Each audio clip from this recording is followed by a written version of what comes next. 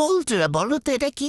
জানি তোমরা বলতে পারবা না, জানতে হলে পুরো ভিডিওটি দেখতে হবে। এত ক্রিস্পি জাস্ট 5 মিনিটের রেসিপিটি বানানোর জন্য লাগবে বেঁচে যাওয়া রমজান মাসে সেই ছোলা। আমি জানি তোমাদের এখন ছোলা বেঁচে আছে, সো দেরি না করে এক্ষুনি রেসিপিটি বানায় ফেলো। তো আমি ছোলাটা জাস্ট 80% সিদ্ধ করে নিয়েছিলাম, তো এখানে দিয়ে দিছি সরিষার তেল। তোমরা কিন্তু সরিষার তেল দিবা, অন্য কোনো তেল দিতে হবে না।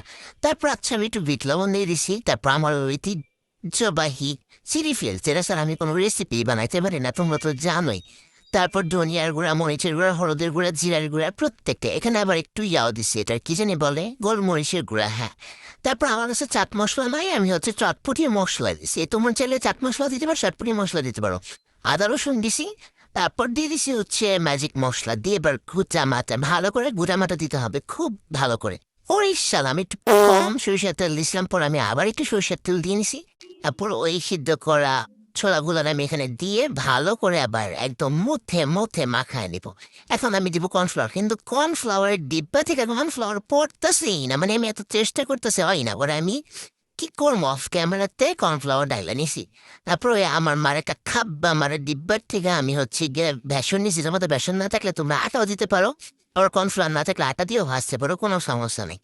তারপর সবগুলো দিয়ে এগুলো ভালো করে মাখাই নেবে। এখন মাখানোর সময় আমি দেখি এগুলো মানে পুরো আঠা আঠা, তো আমি আরেকটু দিচ্ছি একদম বেশি করে। আটাও দিচ্ছি, আবার হচ্ছে কি বেসন দিয়ে এবার একটু পানি দিয়ে নিছি, আরেকটু পানি দিতেছি। আচ্ছা একটু হয় নাই, আরেকটু পানি দিয়ে আরেকটু দিব। দেওয়ার পরে এবারে দেখো পুরো মিশ্রণটা এইভাবে ঠিক এইভাবে করে তোমরা মাখাই নিবা।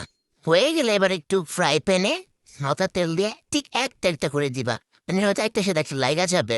আর এটা একটু বেশি টাইম নিয়ে ভাজবা, চুলার আঁচটা একটু কমায় রাখবা। দেখো ঠিক এইভাবে একটু একটু একটু একটু করে একটু সময় নিয়ে ভাজবো, ভাজলে এটা আরো অনেক মজা হবে।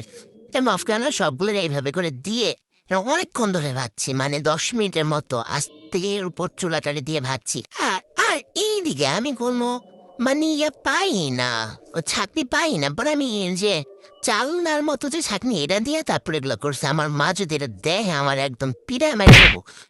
ওরা আমি এটা কষ্ট করে ওটা দিয়ে ভাইজে আবার এক ধাপ দিছি, এরকম করে 2-3 ধাপে আমি ভাইজে নিছি। বাট এটা খাইতে যে কি মজা ভাই, তোমরা যারা এটা একবার খাইবা বাদাম টাদাম বুইলা যাবা খাওয়া, এটা এত কুচুর মুচুর কুচুর মুচুর।